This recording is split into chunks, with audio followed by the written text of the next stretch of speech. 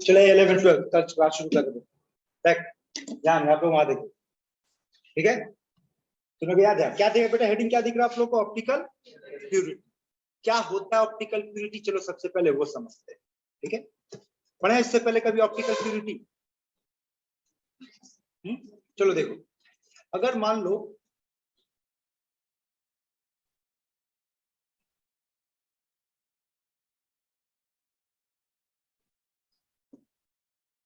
ये गड़बड़ है ना,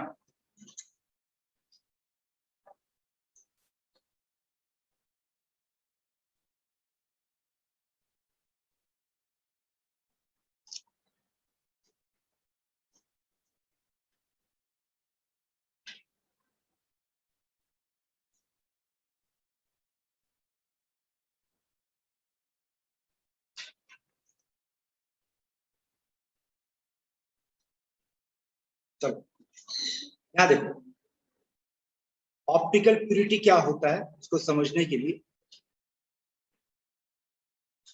लिखा हुआ दिख रहा है, अरे ठीक। इसको समझने के पहले एक एग्जांपल पे बात, यहाँ एग्जांपल देखो। मान लो अगर आपसे कहते हैं कि बेटा मेरे पास है, पिछले क्लास में याद है कुछ टर्म हम लोग बात किए थे, यहाँ देखो रेसिमिक मिक्सचर, याद है। और अगर बात करेंगे तो इन्वर्शन का बात किए थे, है ना। अगर मान लो कि आपके पास एक ऐसा मिक्सचर है, ध्यान से सुनना, एक ऐसा मिक्सचर है जिसमें 30% डी है और 70% एल है।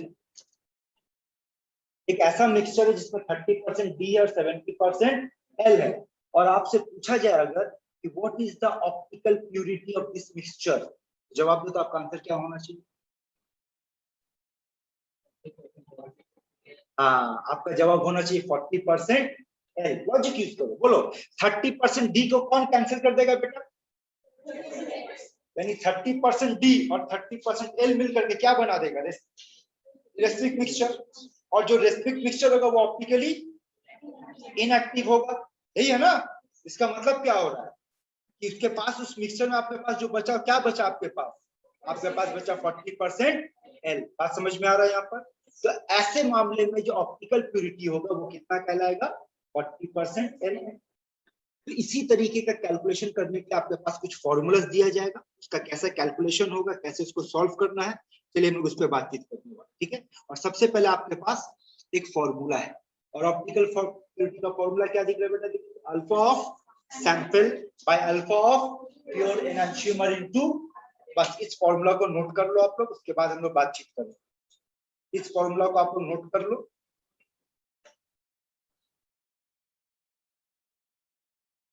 বিশ্বজিৎ, যারা অনলাইন ওরা এখনো ঢোকেনি, ওদেরকে বলো কি হয়েছে। उसके लिए इतना सेटअप करके तामझाम किया, वही लोग का पता नहीं, ठीक है। दिमाग जला हुआ है इधर का ना।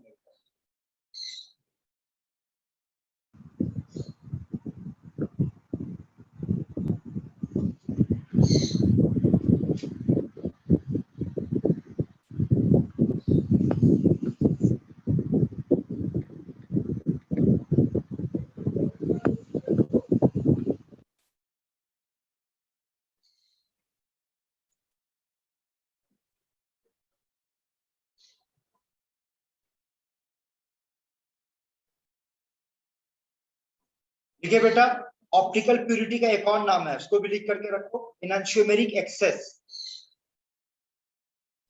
एनहांसियोमेरिक एक्सेस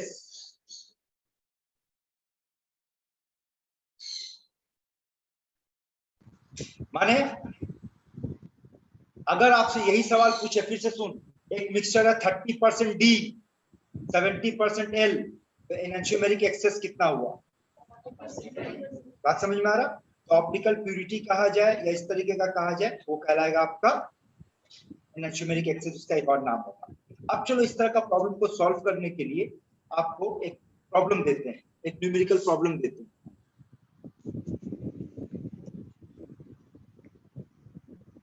देखो, एक क्वेश्चन है, मान लो अगर क्वेश्चन में आपको एक डेटा दिया जाए कि एस ब्रोमो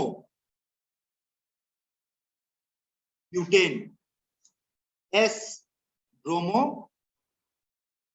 ब्यूटेन का ऑप्टिकल रोटेशन है, से फॉर एग्जांपल -23.1,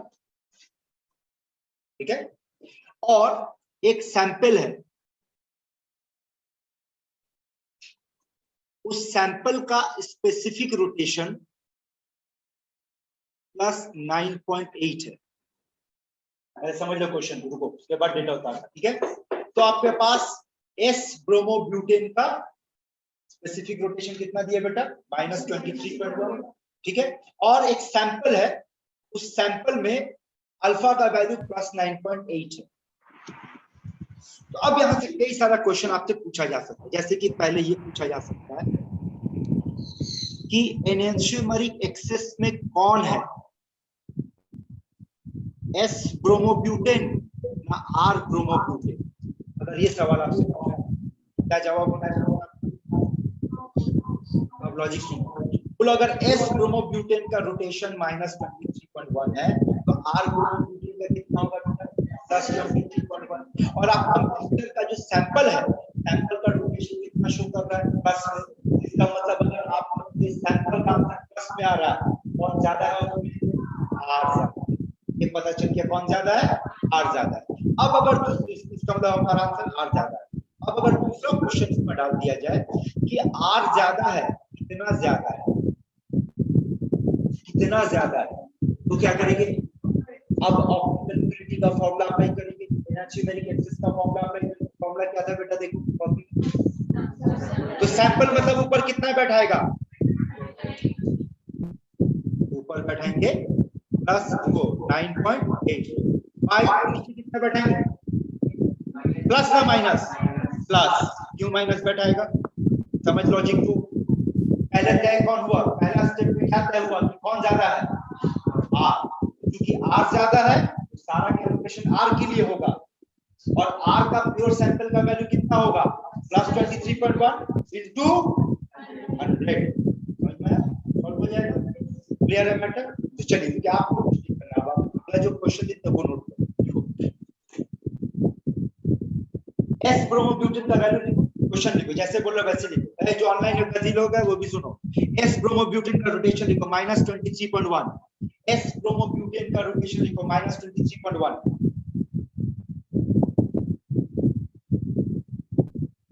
ठीक है। अब लिखो सैंपल का अल्फा,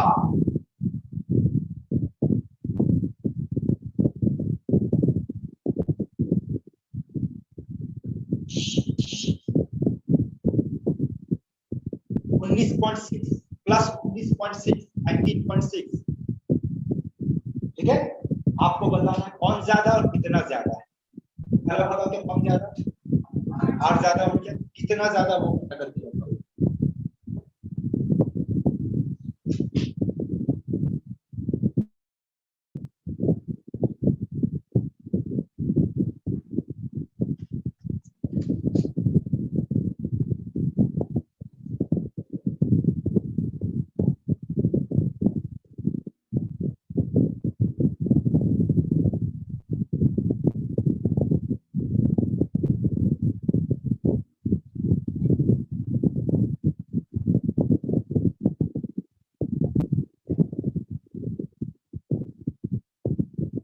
कैलकुलेशन करो, मोबाइल से कैलकुलेट करो। अभी ऐसी बेटा देखो एग्जैक्ट आंसर निकालो। बाकी ऐसे बोल दीजिए तो नीचे अब आपके साइड में अच्छा कर दी मुझे देखो कोडिंग मामले में तो क्या हो सकता है इसके अपना पर दुकान जब हां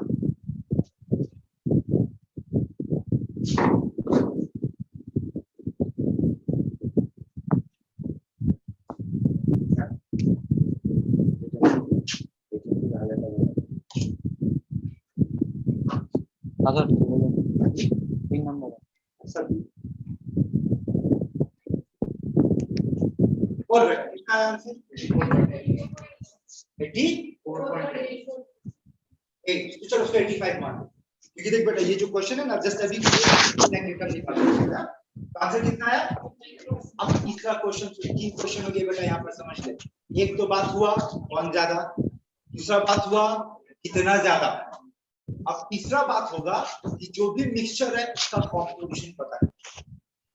मिक्सचर का कॉम्पोजिशन। तो आइए मिक्सचर का कॉम्पोजिशन कैसे पता करेंगे वो सुनो अब, और लॉजिक से समझो कैसे करना बेटा, फिर उसके बाद क्वेश्चन देंगे आप लोगों को बनाने। यहाँ देखो, तो बोलो आपका जो एनर्जीमेरिक एक्सेस आया कितना आया बेटा? 85%। कौन है 85% एक्सेस में? आर, है ना? अच्छा 85% एक्सेस में आर है, अब समझना बात को। तो और अगर आपसे पूछा जाए कि कॉम्पोजिशन ऑफ मिक्सचर कितना है, कॉम्पोजिशन ऑफ मिक्सचर आपसे पूछा जाएगा, अब समझ 85% आर मिला बेटा, तो बोल बाकी 15% कौन है ना? यही तो भूल कर रहे हो। हाँ, बाकी 15% तो रेशमिक है, तभी तो उसका कोई रोल नहीं है यहाँ पे। ऑप्टिकल प्यूरिटी में कोई रोल नहीं है क्योंकि इसके पास ऑप्टिकल एक्टिविटी नहीं है, ऑप्टिकली इनएक्टिव है ना? तो अगर 15% आ रहा है इसका मतलब क्या होगा कि इसमें 7.5 सॉरी 15% अगर रेशमी की, तो इसका मतलब क्या होगा 7.5% आर है बेटा और 7.5% एस है। तो अब अगर पूछा जाए कॉम्पोजिशन ऑफ मिक्सचर, तो एस कितना होगा बेटा? 7.5% होगा, और आर कितना हुआ? 85 प्लस 7.5 दैट इज 92.5% आपका आर। आ रहा समझ में? कॉम्पोजिशन वाला पार्ट भी कंप्लीट करो आप।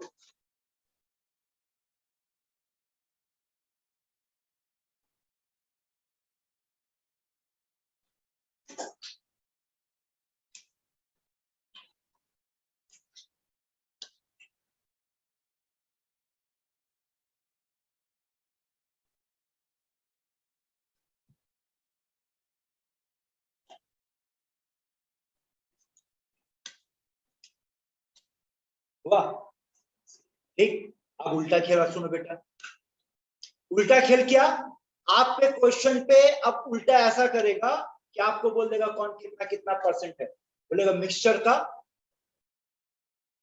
अल्फा निकालो, जैसे कि ये क्वेश्चन। अब पढ़ो तो इस क्वेश्चन को देखो, नोट करो इसको और फिर बताते चलो कैसे सॉल्व करना। नोट करो,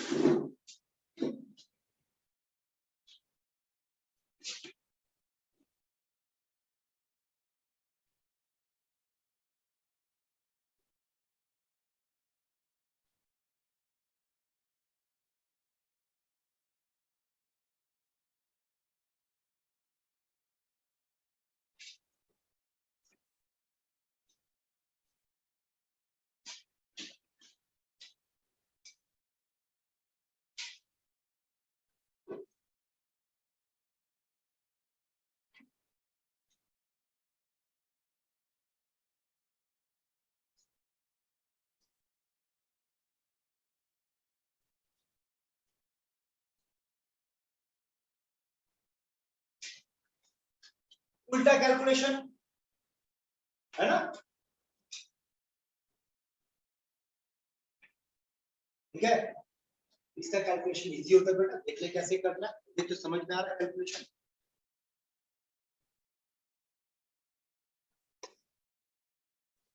मतलब बताओ अगर ऐसा क्वेश्चन है तो कैसे सॉल्व करना बेटा, बात समझ में? हाँ, चलो समझो रे, बोलो तो मैंडेलिक एसिड का प्लस मैंडेलिक एसिड का प्लस माने क्या? डी, तो है ना? तो डी मैंडेलिक एसिड का कितना की बेटा रोटेशन, और बोले एक मिक्सचर है जिसमें 25% माइनस मैंडेलिक एसिड है और 75% प्लस मैंडेलिक एसिड। तो बोले मिक्सचर का फिर स्पेसिफिक रोटेशन अल्फा का वैल्यू क्या होगा? क्या किया जाए, 75% प्लस का है, प्लस का वैल्यू प्लस 150 इनटू, है ना? और इसके बाद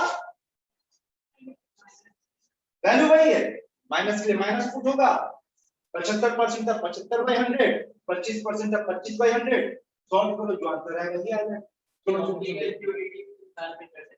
बहुत तरीके से कर सकते हैं, कंसेप्ट क्लियर हो जाएगा, बहुत तरीके से कर सकते हैं। अभी तक का क्वेश्चन क्या चला था? अभी तक का क्वेश्चन क्या था? उल्टा था कि मिक्सचर 79% था, है ना? और प्योर उतना था, तो कितना कितना परसेंट। अब क्या बेटा आपको परसेंट दे दिया, बोले मिक्सचर का कितना समझ में आ रहा। इस एग्जांपल के साथ इस एग्जांपल को नोट सॉल्यूशन नोट करो, दोनों तरीके से एंगल समझ लो, अब एमसीक्यू दे उसको बना के दे।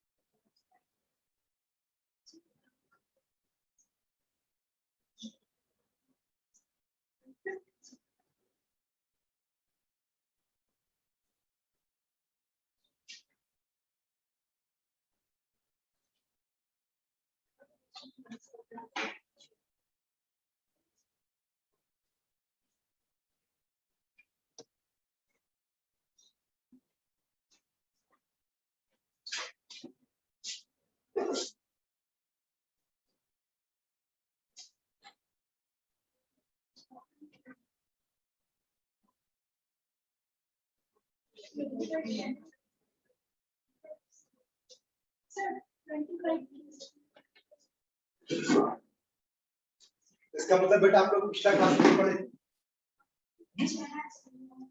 पिछला क्लास याद है हम लोग क्या सीखे थे कि अल्फा को लिखने का तरीका कैसा दिया है। तो जैसे अल्फा यहाँ पर वेवलेंथ, यहाँ पर डिग्री सेंटीग्रेड ना, फिर alpha observe by C into ये पढ़े थे ना। ये लिखने का स्टाइल है, अल्फा 25 मतलब ये डिग्री सेंटीग्रेड है, और डी जो है वो तुम्हारा इसको रिप्रेजेंट करता है, पता है क्या? सोडियम डी लाइन का विषय में, सोडियम डी लाइन देखना क्वेश्चन लिखा है उसको रिप्रेजेंट, डजंट मैटर आपका अल्फा का वैल्यू दीजिएगा, दैट्स ऑल।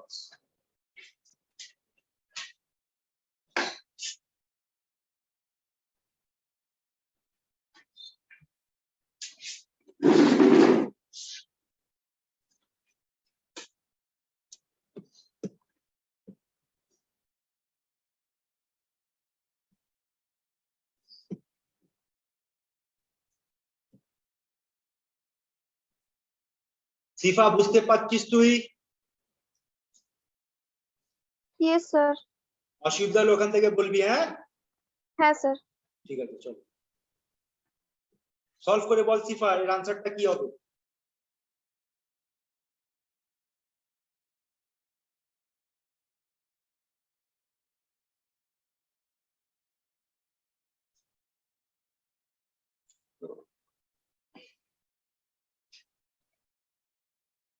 क्वेश्चन पढ़ के बोल कौन एक्सेस में है, ए ना बी?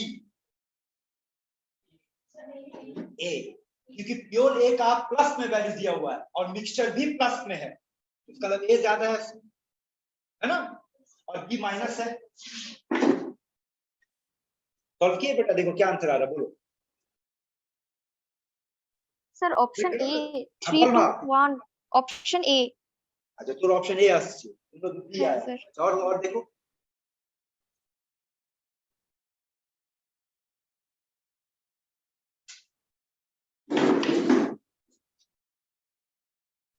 लोगों को पिछला मेथड सीखा, गलत कर रहे हैं तो मेथड सीखा इसको पकड़ो ना। क्या निकालेंगे सबसे पहले, क्या फॉर्मूला दिया आप लोगों को, कौन एक्सेस में, ए एक्सेस में, पता करो ना ए कितना एक्सेस में, कैसे निकालेंगे बोलो। जब फॉर्मूला कितना देगा जी, क्या दिए थे फॉर्मूला भी, एनर्जी मोमेंट एक्सेस का, ऑप्टिकल प्रोपर्टी का फॉर्मूला क्या दिए, alpha sample by alpha pure ना, सैंपल का कितना है बोल, सैंपल माने क्या, प्योर का मिक्सचर, मिक्सचर का कितना बैठाएगा 10 बाय 20 into 100 हो गया। बोल एक कितना आया 50। अब सोच कॉम्पोजिशन क्या, अगर 50% ए है तो बाकी 50% क्या है, रेसिमिक है, तो उसमें आधा आधा दोनों होगा, तो 25% ए होगा, 25% बी होगा, ए कितना हो गया 75%, बी हो गया 25%, तो आंसर क्या आएगा, ए आएगा। समझ में आ रहे, हाँ ये तो मेंटल ओरल कैलकुलेशन से बन गई, ऐसी लिखने का भी जरूरत नहीं पड़ा। चलिए अगला क्वेश्चन, तो इसका आंसर ए हुआ। चलो इसको सॉल्व करके दो।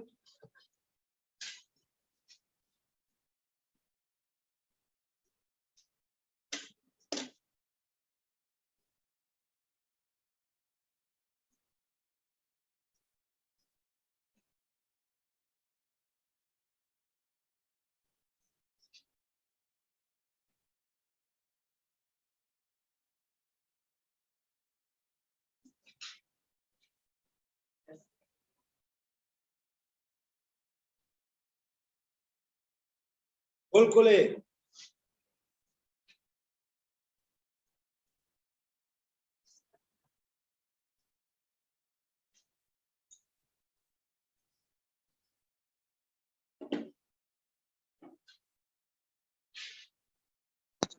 Sir, option B, 7%. अश्विन বল কোনটা বললি রে, B বললাম স্যার 7%। 7% না, ওটা ডিগ্রি আছে। হ্যাঁ স্যার, সরি, ডিগ্রি।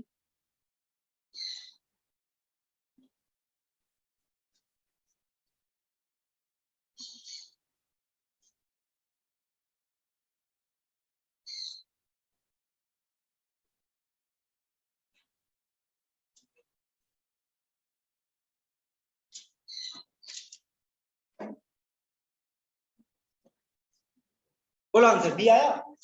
चलो देखो इसको समझो, ए बोल यहाँ पे फॉलो करना बेटा, रेशमी कितना है 30% है, और ये 70% क्या रिटेंशन है, मतलब चेंज नहीं हुआ। अच्छा प्योर कौन है, +10 है ना, ठीक है।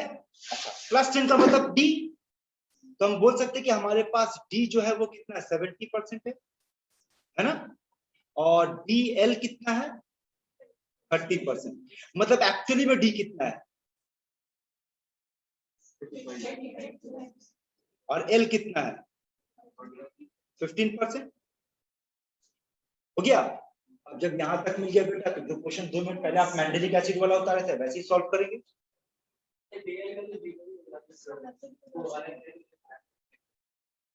एकदम सिंपलेस्ट वे, अभी जो तरीका हम दिखाए थोड़ी देर पहले उसी को फॉलो कर लेंगे,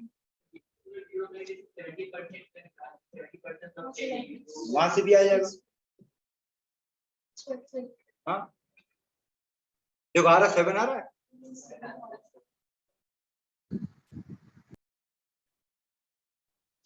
इसका बाउंस हो रहा है। हाँ और आंसर +7 कि -7 होगा, तो आंसर एक्सेस में देखेंगे कौन है, एक्सेस में कौन है, रिटेंशन है, मतलब चेंज नहीं हुआ, प्लस का प्लस ही रह जाएगा। आया बात समझ में। चलो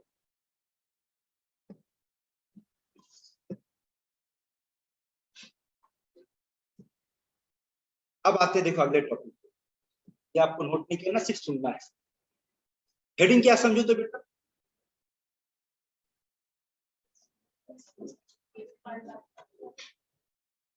आप लोगों को पिछले क्लास में पढ़ाए थे कि ऑप्टिकल कंपाउंड होने के लिए कंपाउंड के पास कम से कम एक पैरेलल कार्बन होना चाहिए, अगर एक पैरेलल कार्बन है तो वो गारंटीड ऑप्टिकली एक्टिव है, और अगर एक से ज्यादा पैरेलल कार्बन है तो सिमेट्री देखेंगे, अगर किसी भी तरह का सिमेट्री प्रेजेंट है तो वो ऑप्टिकली इनएक्टिव है, और अगर सिमेट्री नहीं है तो ऑप्टिकली एक्टिव है।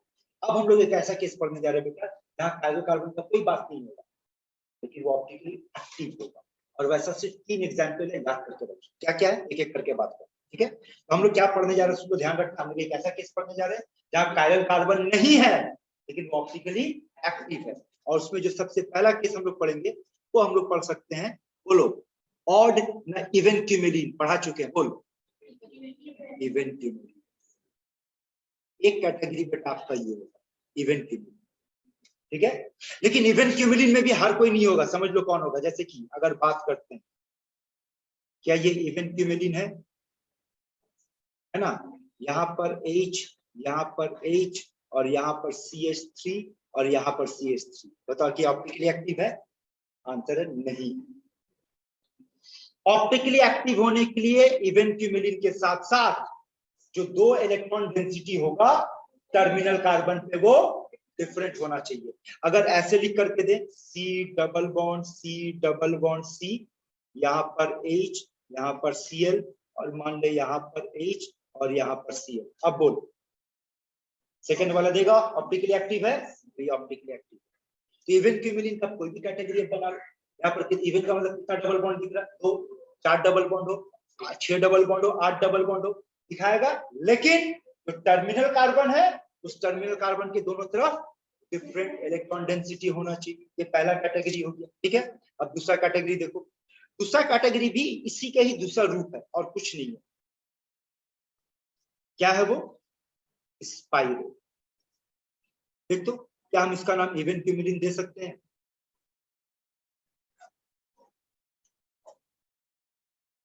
बोलो, दे सकते हैं। और अगर मान लो यहाँ पर बैठा हो, सपोज कर लो यहाँ पर CH3 है, यहाँ पर H है, यहाँ पर H है, यहाँ पर CH3, को देगा ये समझ में आ रहा? यही क्वेश्चन को घुमा कैसे भी डाल सकता है आपके एग्जाम में।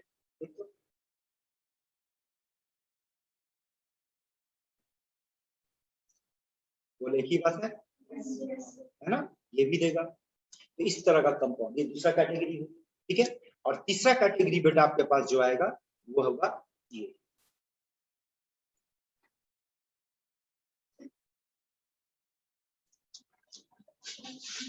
बाइफिनाइल। बाइफिनाइल में याद रखना, जो सिस्टम दे रहे वो सिस्टम को ध्यान में रखना कि आपके पास इस स्ट्रक्चर को आप बाइफिनाइल कहोगे,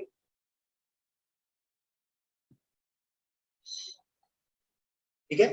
अब आगे सुन, इस पोजीशन पे एक ग्रुप होगा, इस पोजीशन पे एक ग्रुप होगा, इस पोजीशन पे एक ग्रुप होगा, इस पोजीशन पे एक ग्रुप होगा।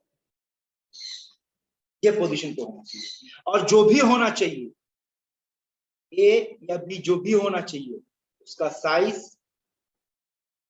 बड़ा होना चाहिए। जैसे एग्जांपल के तौर पे अगर आपसे पूछा जाए कि क्या ये मॉलिक्यूल, ध्यान से देखना, क्या ये मॉलिक्यूल ऑप्टिकल आइसोमेरिज्म दिखाएगा?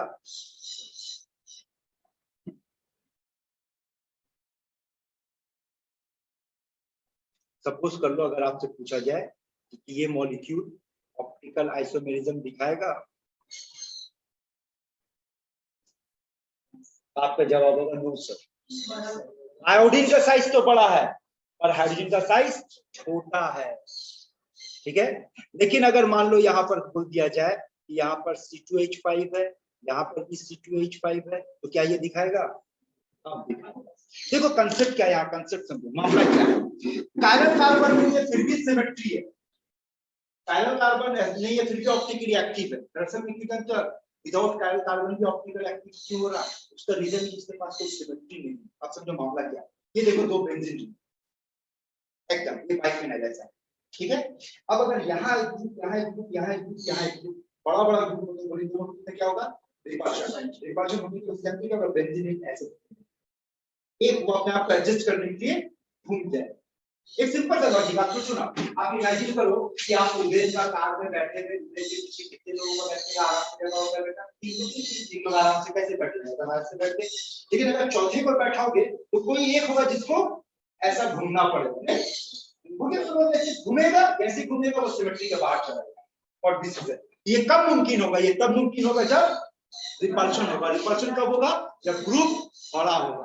तो छोटा ग्रुप होने से नहीं होगा, बड़ा ग्रुप होना चाहिए। क्लियर है मैटर यहाँ तक? ठीक है। तो याद रखना, हम लोग क्या केस पढ़ेगा फिर से क्विक रिवीजन में देख लो हम लोग क्या की बात किए कि 3 ऐसा मामला जहां पर कायरल कार्बन नहीं है बेटा, लेकिन वो ऑप्टिकली एक्टिव होगा। तो हम लोग पढ़ के आ रहे थे optical isomerism in compound with no chiral carbon. पहला कैटेगरी क्या याद रखेंगे? इवेंट्यूमिलिन।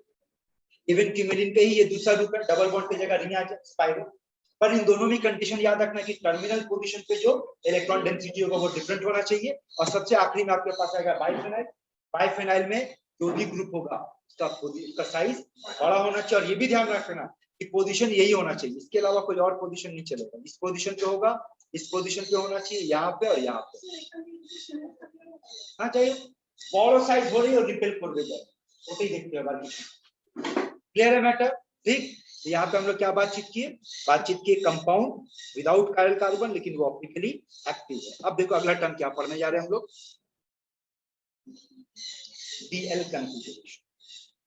अब सबसे पहले तो ये जान लो बेटा आप लोग कि D is not equals to D and L is not equals to L। पहली बात तो ये याद रखना, कैपिटल डी स्मॉल डी दोनों अलग चीज है। स्मॉल डी एक्सपेरिमेंटल है, स्मॉल डी का एक फुल फॉर्म है, क्या है, डेक्स्ट्रोज। कैपिटल डी का कोई फुल फॉर्म नहीं होता है, कैपिटल एल का कोई फुल फॉर्म नहीं होता है, ये बात याद रखना। दूसरा याद रखना, ये जो कैपिटल डी कैपिटल एल का एप्लीकेशन है ये सिर्फ और सिर्फ बायोमोलिक्यूल्स पे अप्लाई होगा और कहीं, ठीक है। इसलिए देखना ये डी और L term, capital D capital L term आप लोगों को बायोमोलिक्यूल्स में स्पेशली कार्बोहाइड्रेट में और अमीनो एसिड में देखने को। रूल क्या है, कैसे बात करेंगे यहाँ पर, यहाँ देखो रूल, ये जो बनाया गया ये किसके ऊपर बेस करके बनाया गया, क्रिस्टल डी। डी अगर तब कहा जाएगा जब OH राइट साइड में होगा, मतलब कार्बोहाइड्रेट की बात कर रहे हैं। लेकिन याद रखना अगर अमीनो एसिड है तो OH के जगह पर आप क्या देखोगे, NH2।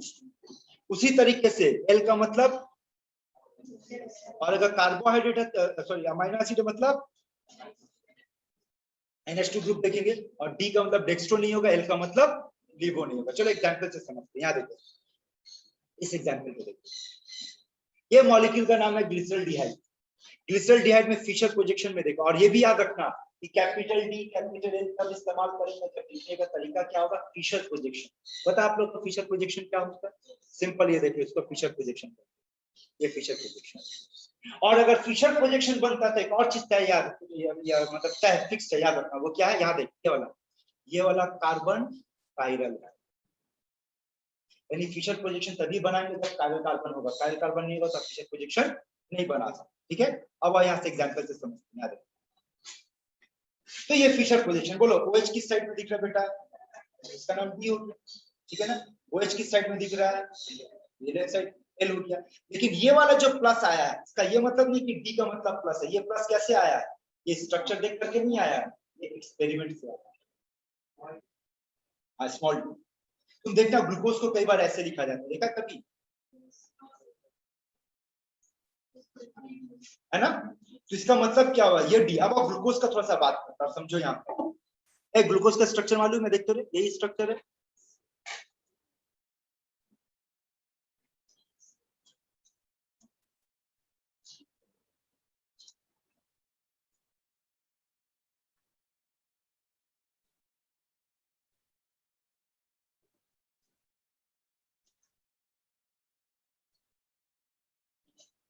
अगर यहां से आपसे पूछ लिया जाए कि ग्लूकोज जो है वो कैपिटल डी है ना कैपिटल एल है,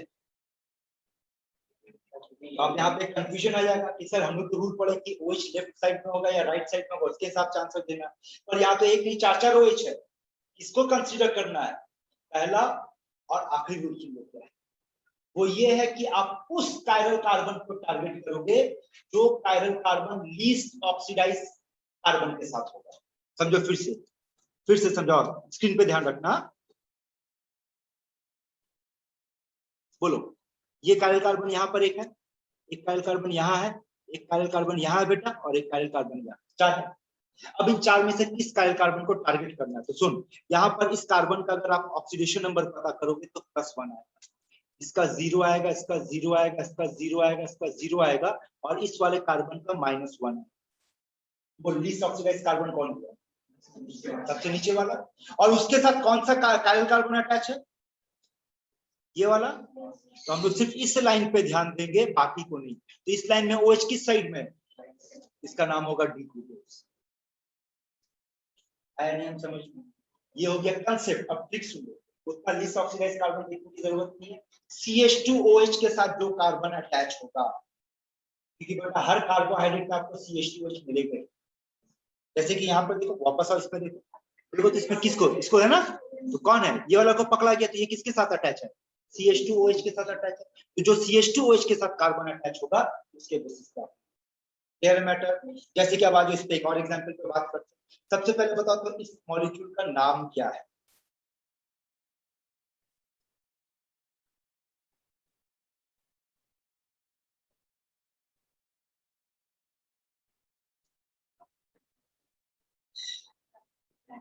ना, इसका नाम ये दे सकते हैं। इस बार OH नहीं देखना है, इस बार क्या देखना है, NH2 देखना है। जिस तरह फोकस कर सकते हैं, क्लियर है मैटर यहाँ पर, ठीक है। तो लिमिटेड है, याद रखने से ज्यादा क्वेश्चन मिलेगा। एक और बात याद रखना आप लोग, ये बात बात में उठे, आउट ऑफ टॉपिक जा रहे हैं। ग्लूकोज के मामले में याद रखना, E है या L है, ये आप कैसे पता करोगे, स्ट्रक्चर देख के पता, ठीक है। लेकिन D है या L है, ये आप कैसे पता करोगे, और एक्सपेरिमेंट का रिजल्ट आ चुका, रट जाओ, क्या है, ग्लूकोज का कितना आइसोमर होता है, 16, है ना। ग्लूकोज में कितना काइल कार्बन होता है, और 4 है ना, देख वापस देख, वापस दिख रहा है 4, ठीक है। एक और फंडामेंटल फॉर्मूला सुन लो, चाहे मामला ज्योमेट्रिकल का हो या मामला ऑप्टिकल का हो, या दोनों को मिलाकर के एक वर्ड में बात करें, मामला स्टीरियो आइसोमर का, अगर आपका टर्मिनल एंड डिफरेंट है, बेटा आपका नंबर ऑफ आइसोमर निकालने का फॉर्मूला फिक्स है, 2 to the power n। Check करो तो इसमें टर्मिनल एंड डिफरेंट है, हाँ सर, ऊपर CHO है, नीचे CH2OH है ना। इसमें कितना काइल कार्बन है, 4। इसका मतलब हम लोग फॉर्मूला क्या यूज करेंगे, 2 to the power n, तो 2 to the power 4, 16। ग्लूकोज का कितना आइसोमर, 16, और 16 का 16 एक्सपेरिमेंटली प्रूव्ड है कि वो डेक्स्ट्रो रोटेटरी है। दैट्स व्हाई ग्लूकोज का एक और नाम है डेक्स्ट्रोज शुगर कहते हैं। तो डेक्स्ट्रोज शुगर से याद रखो बात, क्लियर है मैटर यहाँ तक, ठीक है। अब आओ वापस चलते हैं, अब हम लोग अगला जगह, अच्छा क्वेश्चन आ गया आप लोग, आंसर दो।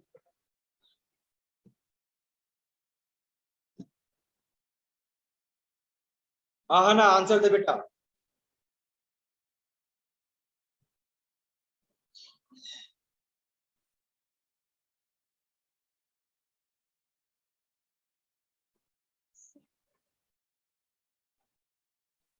एक IIT में ये पूछा था, ठीक है, याद कर क्या सिखाया था अभी थोड़ी देर पहले, देख लो पहला लाइन पढ़ना, क्या पढ़ा है कि कैपिटल D कैपिटल L जो है वो किसके बेस करके बनाया गया है, ग्लिसरॉल्डिहाइड। तो कैपिटल D कैपिटल L, इसका आंसर क्या होना चाहिए, बोल, होगा C।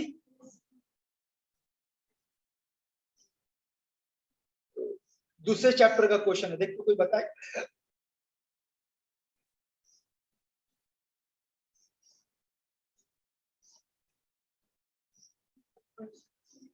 इन्वर्शन कैसे हो सकता है यार, म्यूटा रोटेशन, याद करो ये ग्लूकोज का टॉपिक का क्वेश्चन है ना।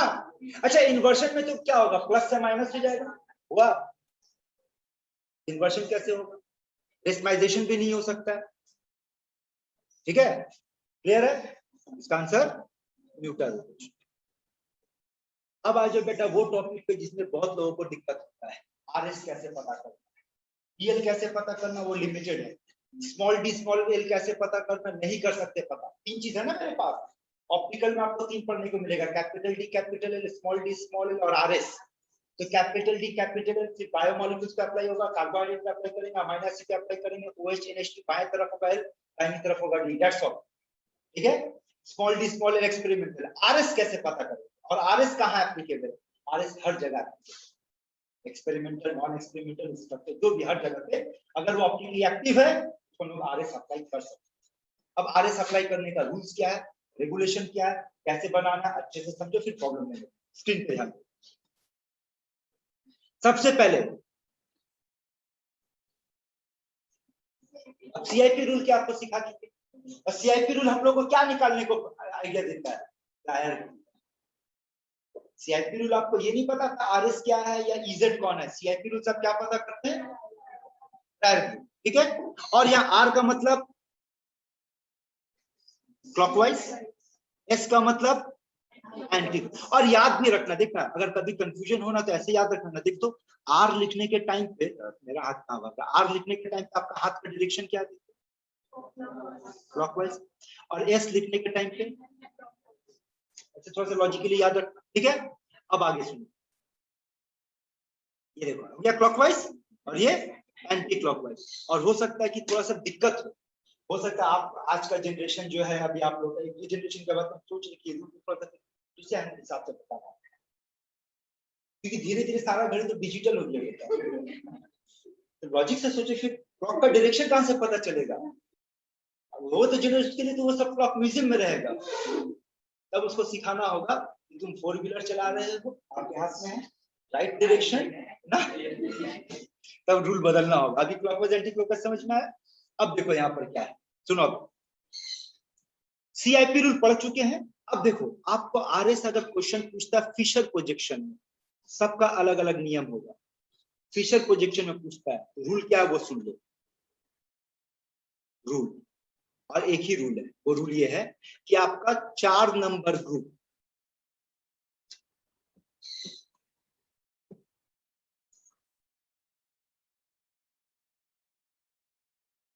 अरे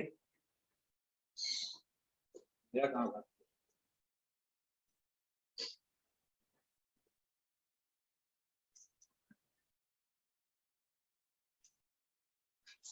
हाँ आपका 4 नंबर ग्रुप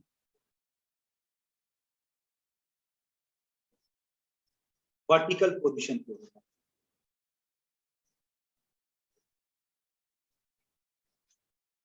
बस यही एक नंबर है। 4 नंबर ग्रुप कहाँ होना चाहिए? Vertical position.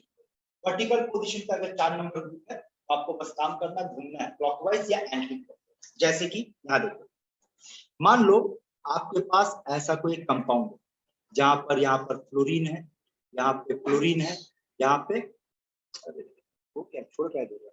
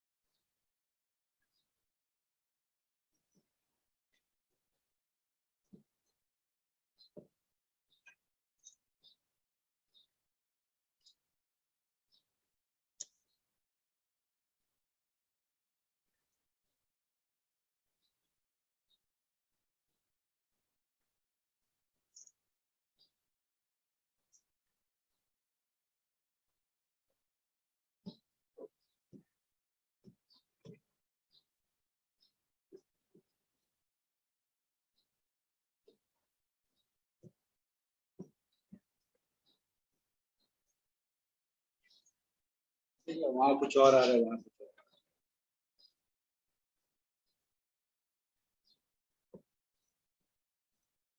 और। ऑनलाइन बेटा तुम लोग का क्या दिख रहा है स्क्रीन पे, बोल तो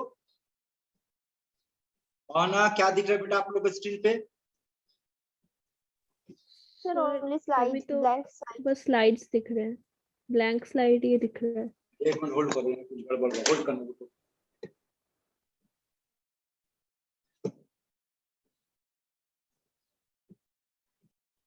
देखो तो सबसे पहले बेटा हम लोग किस पे बात कर रहे हैं? Fisher projection. फिशर प्रोजेक्शन पे क्या याद रखना है आपको नियम, कि आपके पास जो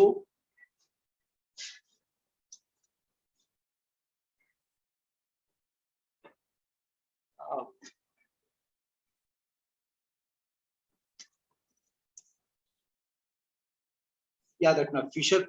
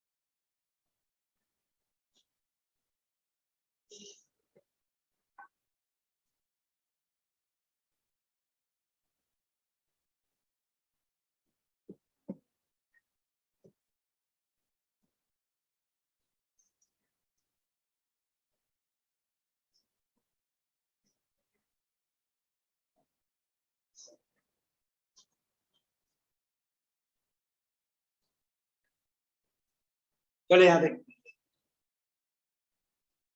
फिर जाएगा इशारा देखता हूँ आप, ठीक है। फीचर प्रोजेक्शन, तो फीचर प्रोजेक्शन में क्या बता बेटा आपको कि आपके पास जो 4 नंबर ग्रुप है वो कहाँ होना चाहिए, बस यही आ गया। अगर 4 नंबर, देखो फीचर प्रोजेक्शन का मतलब क्या होगा, ये पोजीशन, और इसका मतलब क्या होगा, यहाँ पर इस तरह से लिखने का मतलब होगा कि आपके पास ये वाला जो लाइन है ये वर्टिकल है और ये वाला लाइन हॉरिजॉन्टल है। यानी यहाँ पर 2 ही पॉसिबिलिटी की 4 नंबर ग्रुप या तो वर्टिकल पे पाया जाएगा या, अब देखो बेटा यहाँ मान लो यहाँ पे फ्लोरीन है, यहाँ पे फ्लोरीन है, यहाँ पे ब्रोमीन है और यहाँ पर आयोडीन। और अगर आपसे यहाँ पूछा जाए कि यहाँ पर प्रायोरिटी ऑर्डर बोल सकते हैं कि ये 1 नंबर होगा, ये 2 होगा, ये 3 होगा और ये 4, मिल गया। अब देखो 4 नंबर कहाँ बैठा हुआ,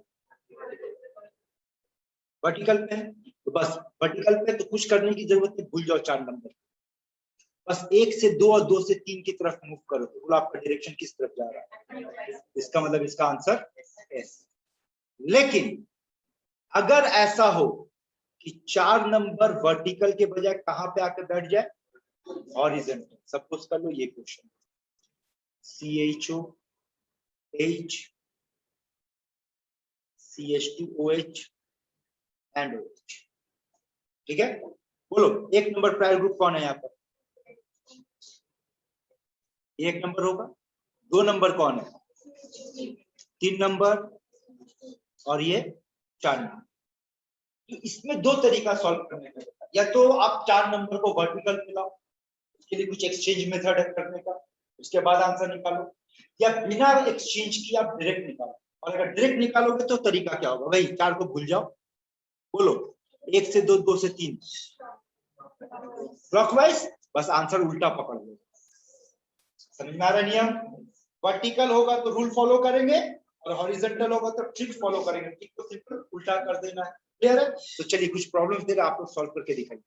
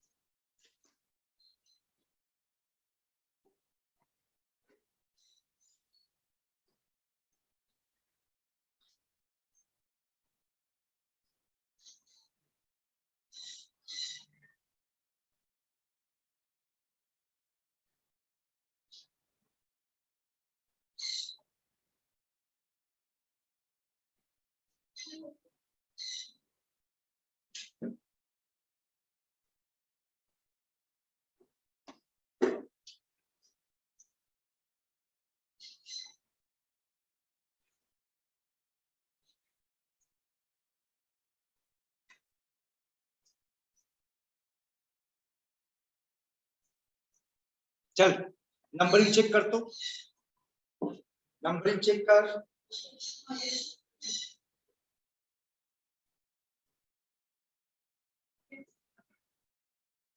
ठीक है। बोल पहला का आंसर क्या है,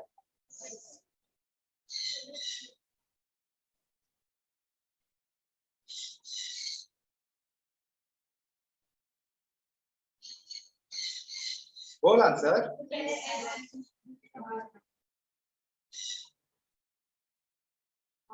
देखो ना सिंपल है ना भाई, 4 को भूल जाओ, 1 2 3 कौन सा डायरेक्शन में घुमाओ बेटा, एंटी क्लॉकवाइज, तो आंसर एस होगा, है ना। और यहाँ पर कौन सा डायरेक्शन है, एंटी क्लॉकवाइज, तो इसका आंसर आर होगा। आया बात समझ। अब देखो यहाँ पर, अब इसको ध्यान से समझो, ये सब इस तरह का क्वेश्चन ज्यादा पूछेगा बेटा एग्जाम में। अब देखो याद है जैसे पिछली बार इजेड जब हम लोग पढ़ने बैठे थे, इजेड में भी अगर दो डबल बॉन्ड है तो दो बार आंसर सॉल्व करना पड़ेगा, ई या जेड, याद है 2e4z इस तरह का क्वेश्चन पढ़े थे। वैसे ही अगर कायरल कार्बन आपके पास एक से ज्यादा हो जाए, इस डायग्राम में कितना कायरल कार्बन दिख रहा है, दो, तो आपको दो बार सॉल्व, ठीक है। जैसे कि मान लो एग्जांपल के तौर पे अगर सपोज कर लो कि यहाँ पे Br है, यहाँ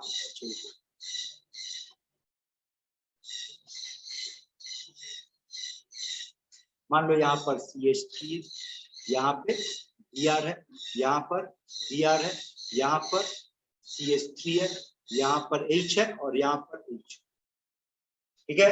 ध्यान से एक बता रहे हैं उसके बाद। और याद है तुम लोगों को पिछले क्लास में जब हम लोग एनांशियोमर डायस्टीमर टाइप ऑफ बात किए थे, एक दो ऐसा क्वेश्चन आया था जहाँ पे बोलते बेटा इसको होल्ड पे डालो, आगे जाके बात करेंगे, अब वो आएगा, इसलिए थोड़ा सा पकड़ना बात, ठीक है। ऑनलाइन गधी लोग बेटा तुम लोग भी सुनना। अब यहाँ पे सॉल्व करने के लिए आप क्या करोगे, one at a time consider करोगे। मान लो जब इस कायरल कार्बन पे बात करो तो इसको भूल जाओ। अब बोलो ये 1 नंबर ग्रुप को, ये 2 नंबर आएगा, ये 3 आएगा, ये 4 आएगा। अगर नंबरिंग देखो, किसी को कोई पूछना तो बोलो।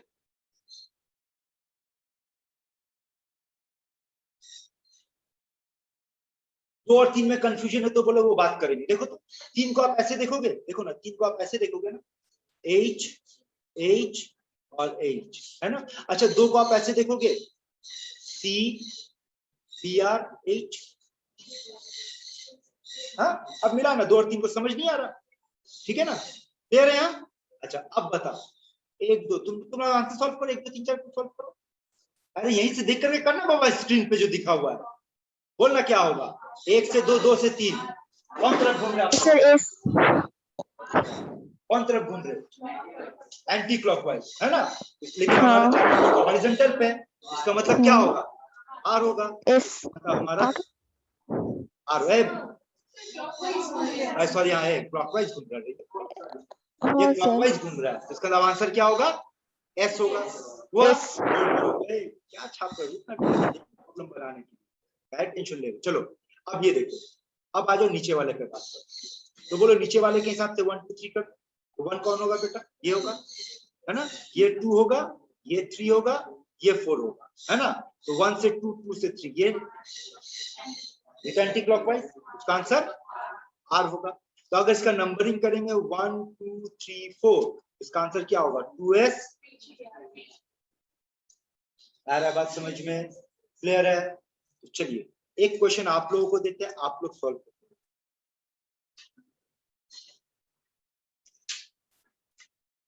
इस कंपाउंड का नाम बताओ, पहले इस कंपाउंड का नाम बताओ, बोलो। लड़की लोग तुम लोग का फेवरेट है रे, बोलना। इमली में पाया जाता है टार्टरिक एसिड है ना, लेकिन कैसा टार्टरिक एसिड है ये, मेसो। टार्टरिक एसिड 3 होता है, डीएल और मेसो, ये डीएल की नहीं हो सकता है क्योंकि इसके पास प्लेन ऑफ सिमेट्री है, ये मेसो कंपाउंड है, इसलिए इस कंपाउंड को मेसो टार्टरिक एसिड। सॉल्व करो और आंसर निकालो, चलो।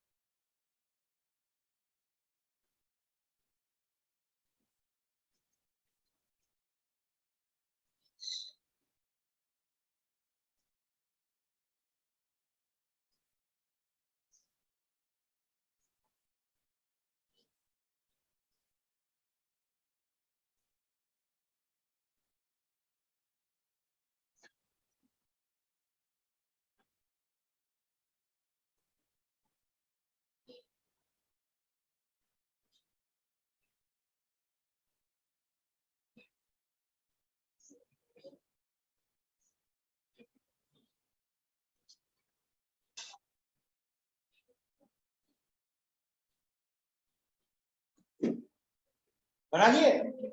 बोलो रे। স্যার ওপরেরটা আর আর নিচেরটা এস। बोलो ये वाला पोजीशन क्या मिला आपको?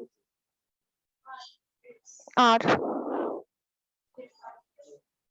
अगर किसी को डाउट है बोलो, डिस्कशन करेंगे।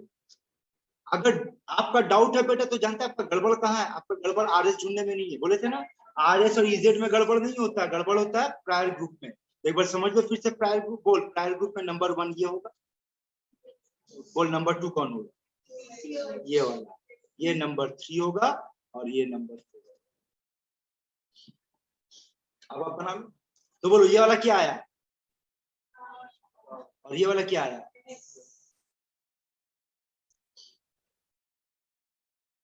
क्लियर है सबको? ठीक है, चलिए आगे बढ़ते। आप सुनो, ध्यान से सुनो। ऑनलाइन बेटा किसी कुछ पूछना है? नहीं सर। चलो अब देखो क्वेश्चन क्या है, नोट नहीं करना, पहले अच्छे से समझ लो फिर आप लोग हम देंगे। यहाँ देखो,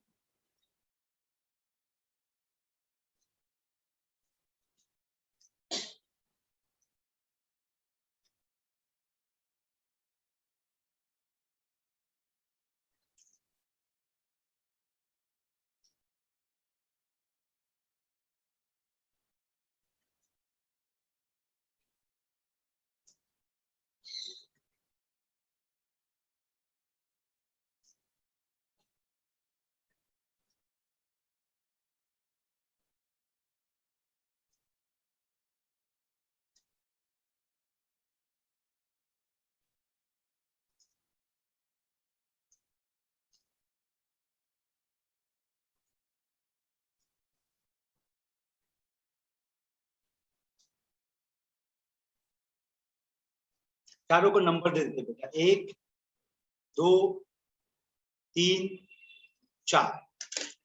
आपके एग्जाम में ऐसा क्या क्या क्वेश्चन पूछ सकता है? आपके एग्जाम में पूछ सकता है पेयर के हिसाब से पूछे कि 1 और 2 के बीच में क्या रिलेशन है। ऑप्शन देगा एनांशियोमर, डायस्टेरियोमर, आइडेंटिकल, इस तरीके का ऑप्शन देगा। और जैसे कि हम लोग पढ़े कि एनांशियोमर पकड़ने का तरीका क्या, दोनों का मिरर इमेज। लेकिन अगर आप स्ट्रक्चर को देखोगे तो स्ट्रक्चर बहुत हेरफेर किया गया, ये मिरर इमेज वाला खेल नहीं है ना। आप सब में अगर ध्यान से देखोगे आपके पूरे चारों कंपाउंड में आपके पास 2 CH3 ग्रुप दिख रहा है, 2 हाइड्रोजन दिख रहा है, 2 Br, और सबका डिस्ट्रीब्यूशन देखो एकदम रैंडम फॉर्म है।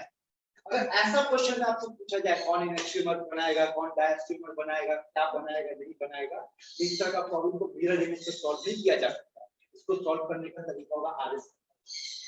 सबसे पहला काम आपका ये कि आप इन चारों का 2 और 3 पोजीशन पे कौन आर है कौन एस है पहले ये पता करो, उसके बाद उसका फटाफट करो।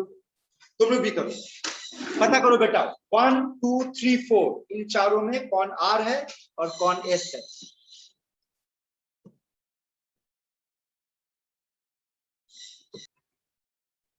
ये रहा आपके पास 3 फॉर्मूला बेटा, ठीक है। चलिए आपका काम क्या, सुनो, नंबर ऑफ ऑप्टिकल आइसोमर पता करो। कहां पे? सुन लो, आप लोग कहां फंसा रहे पहले बोलो। स्ट्रक्चर नहीं दे रहे, नाम दे रहे, पता है एरिथ्रो? अरे बायोमोलिक्यूल का स्टूडेंट कुछ तो बोल। नहीं पता तो जाओ, हाथ में गूगल बाबा है, बाबा से पूछो। राइबोस, सॉर्बिटॉल, ग्लूकोनिक एसिड, निकालो ये चारों का। Erythrose, ribose, sorbitol, gluconic acid. Online बेटा लोग, आप लोग का भी काम यही है बेटा, पता करो और स्ट्रक्चर ढूंढो, स्ट्रक्चर नोट करो। और एक क्वेश्चन दे दे रहे, बम्पर ऑफर, 4 में 1 फ्री। कोलेस्ट्रॉल,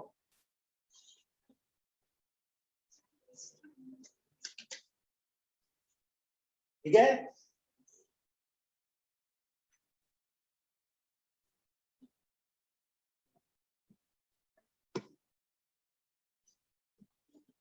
तो क्या क्या क्वेश्चन था आप लोगों का? एरिथ्रोज मिला स्ट्रक्चर,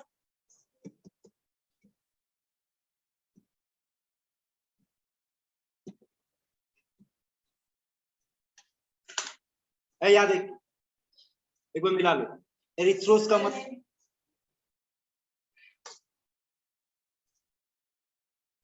देखो, एरिथ्रोस का मतलब ये होगा CHO OH OH H H CH2OH है, टर्मिनल एंड डिफरेंट है, कायरल कार्बन 2 है। और राइबोस देख ले, ये हो गया, उसी में एक और बढ़ा दे, तो अब कायरल कार्बन 3 हो गया, 2 to the power 3 8 आया, ठीक है यहाँ तक। अच्छा, उसके बाद क्या दिए थे वो, सॉर्बिटॉल, यहाँ देख लो CH2OH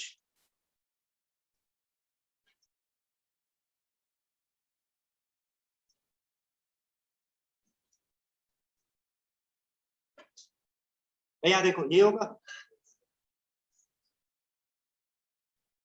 ऊपर नीचे डिफरेंट है, टर्मिनल एंड डिफरेंट है, सॉरी सेम है, और 4 कायरल कार्बन है, यानी इवन कायरल कार्बन। बस फॉर्मूला बेटा, कितना है आंसर आया सबका। चलो, उसके बाद क्या दी थे बेटा, ग्लूकोनिक एसिड, निकाले आंसर। पहले बताओ ग्लूकोनिक एसिड का फॉर्मूला क्या है।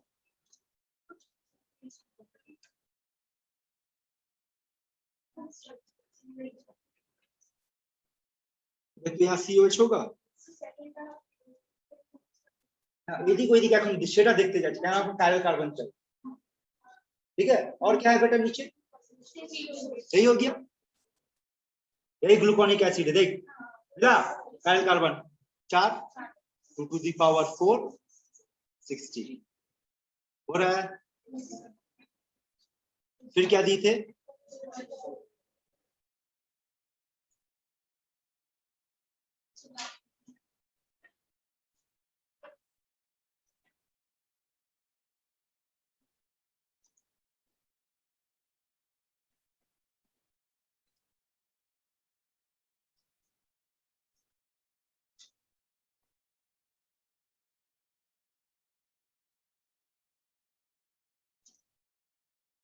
और एक CH3 कहाँ है रे, यहाँ पे ना, यहाँ पे ना, यहाँ पे CH3 होगा, और बोल यहाँ से 1 2 3 4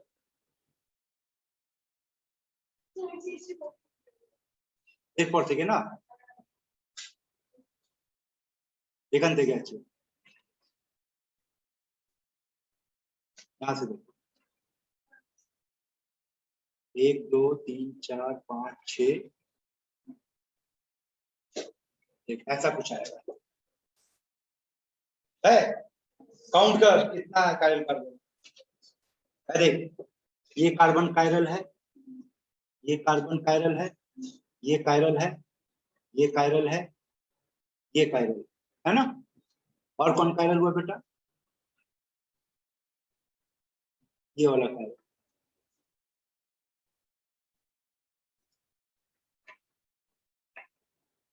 और ये वाला कार्बन कायरल। देखो कायरल कार्बन रूट कर लो,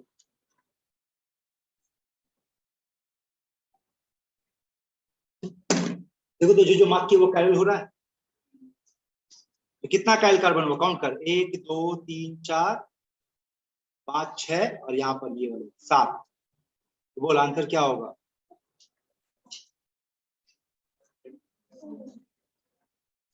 7 कायरल कार्बन है बेटा यहाँ पे, यहाँ पर एक,